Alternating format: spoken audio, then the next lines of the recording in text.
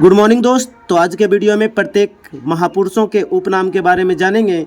किन महापुरुषों को किस नाम से जाना जाता था। तो पहला है देवनाम Priyadarshi.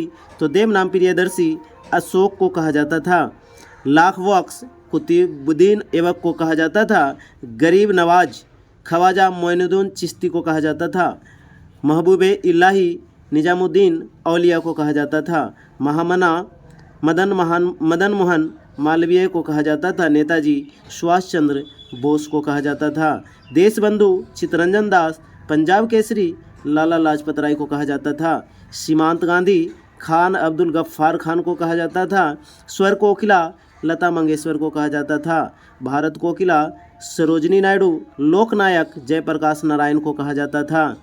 Missile women of India Tessy Thomas थे और missile man of India doctor APJ Abdul Kalam को कहा जाता था। भारत का मैकियावेली चाणक्य को कहा जाता था। भारत का शेक्सपियर कालिदास को कहा जाता था।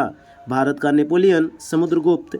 कश्मीर का अकबर जैन उल अलाउद्दीन को कहा जाता था। गुरुदेव रविंद्रनाथ टैगोर को कहा जाता था। लोकनायक बाल गंगाधर तिलक को कहा जाता था। चाचा या पंडित जी जवाहरलाल नेहरू जी को कहा जाता था। आधुनिक युग की मीरा महादेवी वर्मा को कहा जाता था। एक छूट गया। शांति पुरुष लाल बहादुर शास्त्री जी को कहा जाता था। शहीद आजम भगत सिंह को कहा जाता था।